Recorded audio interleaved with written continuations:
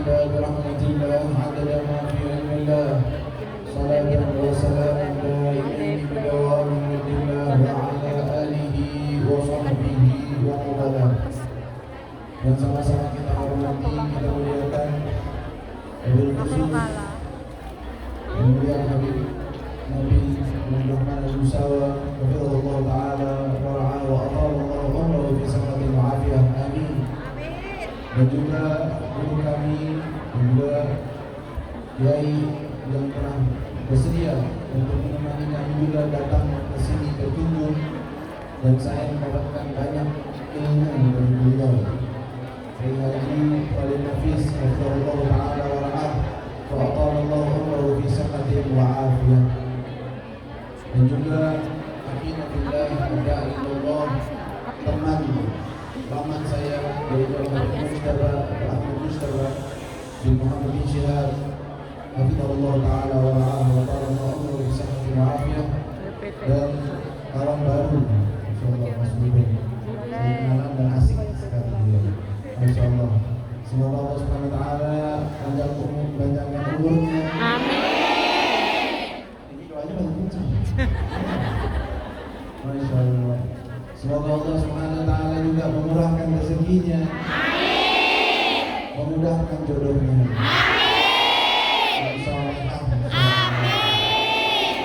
Dan disukai dan menyukai insyaallah. Sama-sama menuntut di jalannya Allah Subhanahu wa taala. Seiman Ma'asyiral hadirin wal hadirat rahimakumullah. Kita hadir pada hari ini, pada acara ini, yaitu mobil khusus untuk perayaan Haul Al-Habib Munzir bin Fuad Al-Musawa. Beliau Al-Habib Munzir ini adalah sosok yang kita bisa katakan luar biasa dan hebat. Saya termasuk murid beliau langsung. Memang sebelum kami berangkat ke Kota Tarim menimba ilmu kepada guru mulia Habib Umar bin Muhammad bin Salim Al-Habib yang ada di Kota Tarim, sebelum itu kami mengenal Kota Tarim melalui Al-Habib Munzir. Beliau sosok yang berakhlak. Beliau sosok yang memiliki hati cinta kepada Allah, cinta kepada Rasulullah SAW. Itu yang paling menonjol dari beliau. Dan ini adalah suatu kelebihan yang Allah berikan kepada beliau. Kita tahu semua sering sekali Habib Nabil menceritakan tentang sosok Habib Munzir, adik beliau, tetapi dikagumi oleh kakaknya sendiri. Beliau ini Habib Munzir bin Fuad Al-Musawa, orang yang memiliki ikatan hati, ta'alluq, kecintaan kepada Nabi Muhammad SAW. Dan biar tahu semuanya bahwa satu-satunya ikatan kuat kalau kita kuatkan, maka itu akan berkaitan dengan iman kita. Dan itu apa? Ikatan kita dengan Nabi Muhammad SAW. Rasulullah adalah sosok yang paling mulia. Rasulullah adalah sosok yang semuanya bermakmum kepada beliau sallallahu alaihi wasallam. Apapun itu daripada mazhabnya, apapun itu daripada alirannya, apapun itu pemikirannya, pasti mereka semua sepakat bahwa Nabi Muhammad sallallahu alaihi wasallam adalah imamnya. Sallallahu alaihi Nabi Muhammad. Maka alhamdulillah dengan adanya juga majelis Rasulullah di kota ini, di negeri ini, di mana dirayakan dan dibuat oleh masyarakat dari Indonesia, bentuk kecintaan mereka kepada Nabi Muhammad SAW. Dan betul, setiap orang para dai yang datang ke sini pasti terharu melihat perkumpulan semacam ini. Kalian semua ini pejuang yang luar biasa. Rela jauh dari keluarga, jauh dari tanah air, untuk mencari sesuatu yang bisa membantu keluarganya. Banyak dari kalian membantu orang tuanya, bantu anaknya untuk sekolah, bahkan bantu suaminya. Masya Allah. Ini adalah suatu perjuangan yang luar biasa. Tetapi perjuangan yang semacam ini betul harus dijaga dengan benar-benar. Dijaganya hati-hati, jangan sampai terlena dengan mencari uang atau mencari usaha atau kerja, melupakan sesuatu yang lebih penting, yaitu hubungan kita dengan Allah dan Rasul-Nya. Hubungan kita dengan Allah dan Rasul adalah yang terpenting di atas segala-galanya. Maka tidak boleh kita mempertaruhkan hubungan kita dengan Allah dan Rasul demi urusan harta dunia. Tidak boleh. Silahkan kita mencari nafkah, silahkan bekerja atas dasar yang benar, atas jalan yang benar. Saya juga mengobrol khususnya sama Bu Anik, sering beliau menceritakan tentang pengalaman-pengalamannya. Beliau bercerita bahwa salah satu yang saya minta kepada yang disebut majikannya agar diberikan waktu luang untuk beribadah, untuk sholat. Betul, itu tantangannya yang ada di sini. Kadang-kadang kan majikannya tidak mengizinkan untuk sholat. Itu tantangan luar biasa. Kalau kita kebayang di zaman Nabi Muhammad SAW, para sahabat tidak diizinkan untuk menunjukkan ibadah mereka di depan orang-orang musyrikin di zaman itu. Ternyata hal semacam itu bisa terjadi di zaman ini, yang katanya zaman kebebasan, mau pakai baju apa aja terserah, mau berhubungan bagaimanapun terserah, mau melakukan apapun terserah. Tetapi di zaman semacam ini tetap ada orang-orang yang menekan, yang menghalangi kita dalam urusan pribadi, padahal urusannya urusan sholat. Gak mengganggu mereka, gak minta apa-apa dari mereka, gak keluar rumah untuk melakukan sholat berjamaah di masjid, bisa di rumahnya. Tapi kadang-kadang tantangannya dari orang terdekat tersebut. Di sini kita mempertaruhkan, mau tetap bekerja pada orang ini atau meninggalkan sholat. Ini tantangan. Betul, kita harus siap untuk mengorbankan segala sesuatu untuk Allah dan Rasulnya. Jadi tantangannya memang begitu, bukan berarti diperbolehkan untuk meninggalkan sholat. Tidak, tetap harus mengerjakan sholat. Sholat itu tidak bisa kompromi, tidak bisa alasan kan saya nggak bisa melakukan sholat. Tidak. Tetapi harus tetap dijaga, menjaga kehormatan diri. Apalagi seorang wanita yang sedang berada jauh dari keluarganya, jaga dirinya, kehormatannya. Nabi SAW telah mengatakan, "Idza shalatil mar'atu khamsaha wa shamat syahraha wa hafizat farjaha wa ata'at zawjaha nudiya tadkhul al-jannah min ayyi abwabil jannati sya'at." Atau kama qala sallallahu alaihi wasallam. Dalam suatu riwayat disebutkan, jika wanita bisa menjaga sholat 5 waktunya, bisa menjaga daripada puasanya, dan dia taat kepada suaminya dan menjaga kehormatan dirinya, maksudnya kemaluannya, kehormatan dirinya, maka dia akan dipanggil untuk masuk ke dalam surga dari pintu yang manapun yang dia mau. Berarti sudah istimewa sekali. Maka alhamdulillah dengan adanya majelis-majelis semacam ini, adanya siraman-siraman rohani, hubungan kita dengan Allah dan Rasul jangan sampai kita putus. Kita ambil pelajaran dari Al-Habib Mundir bin Fuad al-Musawwar. Masya Allah, beliau ini sangat gemar dan sangat suka. Salah satu zikir beliau adalah memperbanyak salawat kepada Nabi Muhammad SAW. Dan yang namanya zikir dan salawat ini adalah amal ibadah yang bisa dikerjakan dalam sehari-hari. Gak harus di atas sejadah, gak harus punya wudu, gak harus juga dalam keadaan suci atau tidak, atau dalam keadaan haid ataupun suci. Tidak harus. Dia bisa kapanpun, dimanapun, kecuali di tempat-tempat yang terlarang, yang tempat atau toilet dan semacamnya, bukan dengan lisannya. Tapi bisa terus. Sedang masak, sholawat kepada Nabi jalan. Sedang membersihkan tempat, sholawat kepada Nabi SAW jalan. Zikir kepada Allah terus. La yazal lisanuka ratban min dzikrillah. Dan ma'asyiral muslimin rahimakumullah, Ketahuilah, ketika kalian istiqomah di jalan Allah, tetap dalam amanat kalian, menjaga amanat kalian, tetap menjaga daripada norma-norma Islam kalian, kalian secara langsung atau tidak langsung sebagai da'iyatin ilallah, sebagai pendakwah.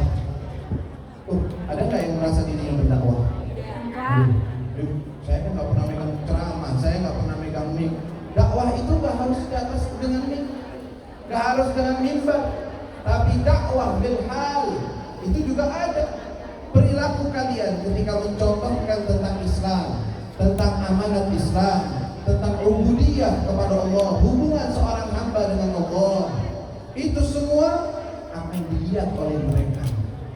Maka itu niatkan kalian ketika bekerja di situ, di tempat-tempat seperti itu, niatkan untuk berdakwah kepada Allah SWT, mengajak orang lain kepada agama Allah. Kenapa? Karena kita meyakini semua keberuntungan dunia dan akhirat ada pada jalan ketika kita beriman kepada Allah Subhanahu wa taala. Ketika kita beriman kepada Rasulullah SAW. Jadi kalaupun dia punya dunia seisinya, dan nggak ada yang punya dunia seisinya. Kalaupun dia punya dunia seisinya, tapi dia tidak beriman kepada Allah, kira-kira rugi atau untung? Rugi atau untung? Secara pikir saja, dia punya apa? Dia punya satu Hongkong milik dia. Memang ada yang punya begitu? Gak ada. Sekaya-kayanya orang gak punya satu negara. Dia cuma jadi pemimpin saja, kepunyaan kepemilikan tidak. Anggap dia punya. Jangankan satu Hongkong, ambillah Asia Tenggara semuanya. Terus, apakah dengan itu dia bisa membayar kepada malakul maut untuk mengatakan malaikat maut, jangan saya diambil ya, ambil yang lain yang miskin-miskin. Saya orang kaya, kamu saya bayar. Saya biar umurnya 300 tahun. Ada yang bisa? Untuk dirinya sendiri nggak bisa. Kekayaan yang dia punya nggak bisa menentang hal tersebut. Jangan jauh-jauh dari kematian. Sakit pun dia nggak bisa. Bisa nggak bayar? Saya karena saya udah kaya, saya bayar. Nih, saya nggak sakit selama 30 tahun. Bisa begitu?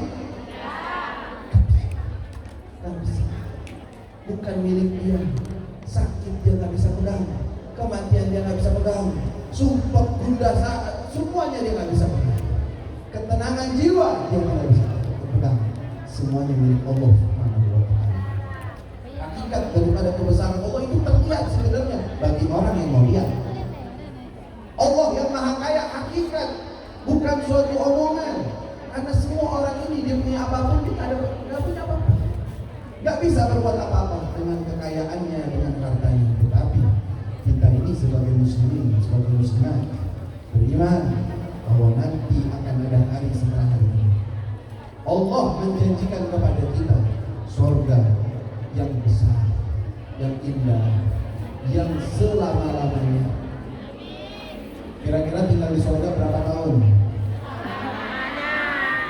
Pasrah. Pernah kebayang nggak artinya selamanya itu? Enggak. Subhanallah, selamanya. Berapa itu? Kira-kira kepemilikan seseorang di surga itu berapa hektar dia punya? Biar tahu ya, sekedar informasi dari Nabi Muhammad SAW, bukan dari saya. Diriwayatkan dalam Sahih Bukhari bahwa orang yang paling terakhir masuk ke dalam surga, orang yang paling terakhir, berarti level keberapa nih orang? Paling terakhir. Udah habis. Dia penentu. Kalau dia udah masuk surga, selesai. Ditutup oleh Allah Subhanahu wa taala. Tidak ada lagi yang akan masuk surga. Di dalam riwayat Sahih Bukhari disebutkan ketika dikeluarkan orang ini dari neraka, karena paling terakhir masuk surga, yang paling terakhir keluar dari neraka. Keluar gosong segosong-gosongnya, dengan kelihatan mukanya, dicelupkan dalam nahrul hayah, sungai kehidupan, berubah lagi, balik lagi tubuhnya sehat walafiat. Lalu bukannya langsung, silakan masuk surga dan ya, Allah Subhanahu wa taala menampakkan rahmatnya, menampakkan kasih sayangnya kepada hambanya, padahal kasus paling berat, paling terakhir Apa kata Allah? Allah katakan salma badallah.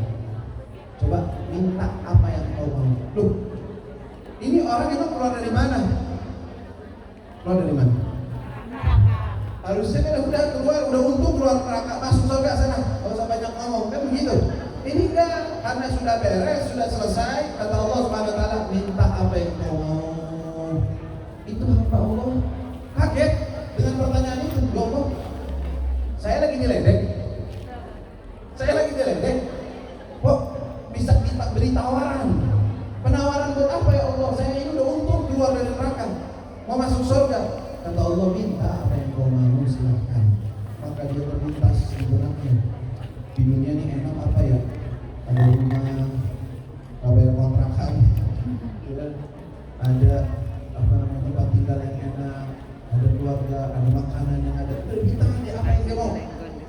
Sudah, kata Allah SWT, itu semua yang kau minta. Iya, kata Allah SWT, semua yang kau minta akan berikan. Dan engkau memiliki kekayaan atau kepemilikan 10 kali kekayaan dunia. Bayang gak 10 kali kekayaan dunia? Enggak. Di dunia semua nih, yang semua orang berebut nih, dia 10 kali lipat milik pribadi satu orang. Rumahnya, tempatnya, fasilitasnya sudah lengkap untuk satu orang dia saja. Ini orang terakhir.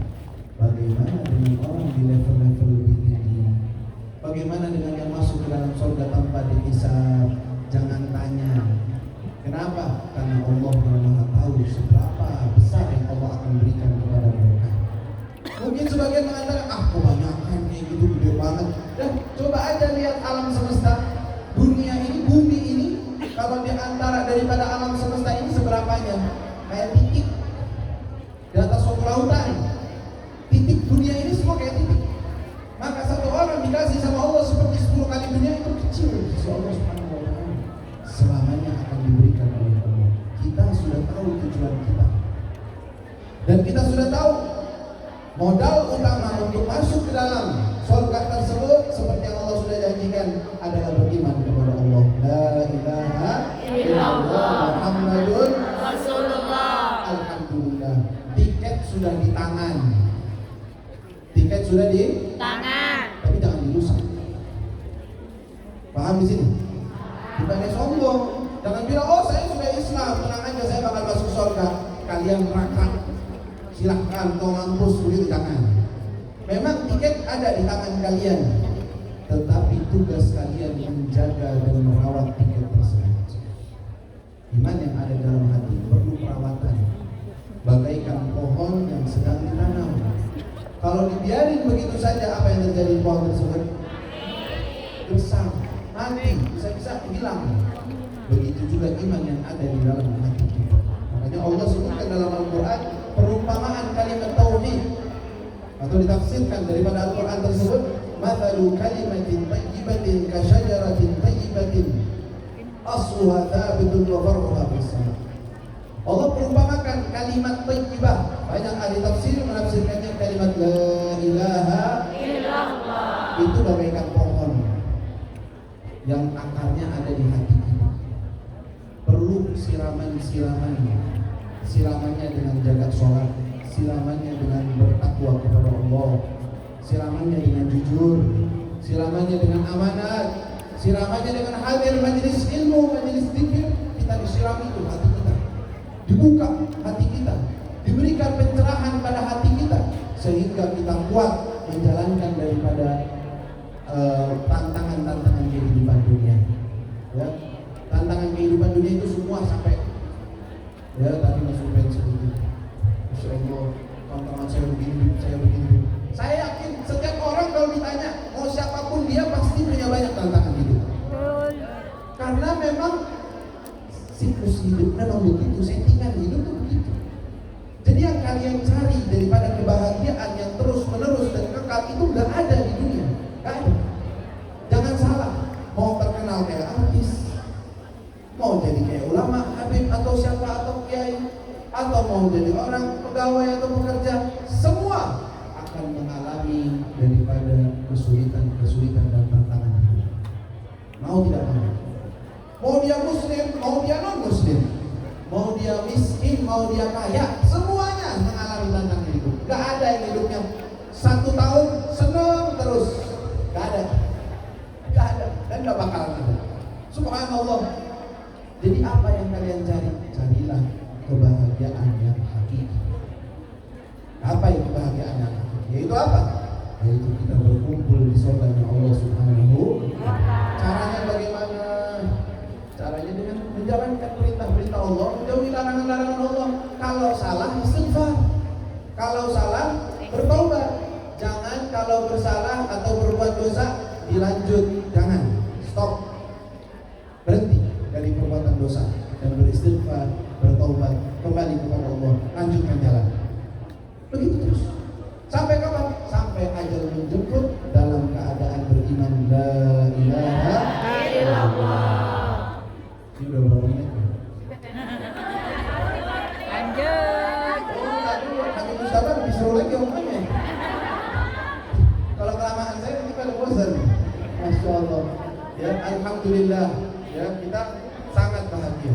Kita datang ke sini melihat daripada apa yang antum sekalian kerjakan. Yang penting pesan-pesannya teruslah menimba ilmu, teruslah mendapatkan keberkahan. Bolehlah kalau yang tadi ada yang iklanin tentang produk Keprek. apa, boleh, aman. Saya juga punya produk, kita iklanin juga boleh. Tapi bukan dunia bukan. Saya cuma pengen ngasih tahu karena jarak kalian jauh, barangkali ada yang ingin menuntut ilmu, belajar ilmu agama, tapi tidak memungkinkan secara offline, secara langsung dengan guru, bisa melalui Online. dari online bisa, silahkan. Kalau yang mau ada YouTube-nya saya, ada YouTube, Gengge. bisa diikuti. Di situ ada kajian-kajian yang insya Allah sudah tertata dan bisa buat bekal hidup insya Allah. Ya, ilmu dasar fikih ada, ilmu tasawuf ada, dan yang lagi launching dan sekarang berjalan yaitu kajian kitab Ihya Ulumuddin yang menceritakan tentang tahapan-tahapan paling penting yang akan kita alami, yaitu dari semenjak kematian sampai masuk dalam surga atau neraka. Itu disebutkan dan dinukil dari kitab Ihya Ulumuddin. Silahkan untuk disimak. Kenapa? Karena di dalamnya akan ada hal-hal yang sangat luar biasa. Cerita tentang sesuatu bukan dongeng, tetapi kenyataan yang akan kita alami. Enak gak kalau tahu masa depan? Tahu masa depan gak? Di situ ada masa depan yang akan kita alami. Nah di situ, biar kita tahu cara menjalankannya, bagaimana kita jalan, bagaimana kita mempersiapkan diri. Jangan sampai udah nyampe sana baru sadar, loh saya di sini, saya belum siap, saya pengen balik lagi. Bisa nggak balik lagi? Nggak bisa balik lagi. Kalau ke Indonesia, ke Jepang, ke Hong Kong terus pengen balik lagi ke Indonesia masih bisa. Ya, tapi kalau udah keluar ke alam lain mau balik lagi bisa? Ya. Mendingan tahu dulu. Ada sebagian orang enggak, saya nggak mau tahu. Nanti kalau tahu saya ngeri. Ya. Terus maunya tahu kapan? Pas sudah kejadian. Cuma mendingan tahu sekarang. Jadi ngeri, ya nggak apa-apa. Namanya juga di dunia, biar ngeri-ngeri dikit nggak apa-apa. Biar ada rasa takut, biar ada rem, biar ada sesuatu yang menjaga kita dari hal-hal yang tidak diridhoi oleh Allah Subhanahu Wa Taala. Mudah-mudahan Allah Subhanahu Wa Taala berkahi kita semua. Jadi menguatkan iman dan Islam kita semua. Allah jadikan kita semua orang-orang yang dekat dengan Nabi Muhammad, mendapatkan syafaatnya Nabi Muhammad, mendapatkan kedekatan dengan Nabi Muhammad. Ya Akramal Akramin wa Arhamar Rahimin, ya Allah, pandang kepada kami semua dengan pandangan rahmat-Mu ya Allah. Ampunkan semua dosa-dosa kami ya Allah. Perbaiki keadaan kami ya Allah. Kurangkan rezeki kami ya Allah. Jaga keluarga kami yang di tanah air ya Allah. Jaga keluarga kami yang ada di tanah air ya Allah. Berikan kami semua orang-orang yang dekat dengan Nabi Muhammad, bisa menjaga diri kami dan bisa melaksanakan takwa kepada Allah. Amin ya rabbal alamin. Ya akramal akramin. Kita doakan juga para pengurus Majelis Rasulullah Cabang Hongkong, mudah-mudahan Allah berikan panjang umur, sehat walafiat kepada mereka semua. Allah kuatkan mereka dalam dakwah Allah, dalam berkhidmah kepada umatnya Nabi Muhammad SAW. wasallam. Amin ya rabbal alamin. Juga para dewan guru dan juga yang lainnya, semua Allah berikan panjang umur, sehat walafiat, keberkahan dunia, keberkahan akhirat. Amin ya rabbal alamin. Ini saja yang bisa saya sampaikan. Wassalamualaikum warahmatullahi wabarakatuh.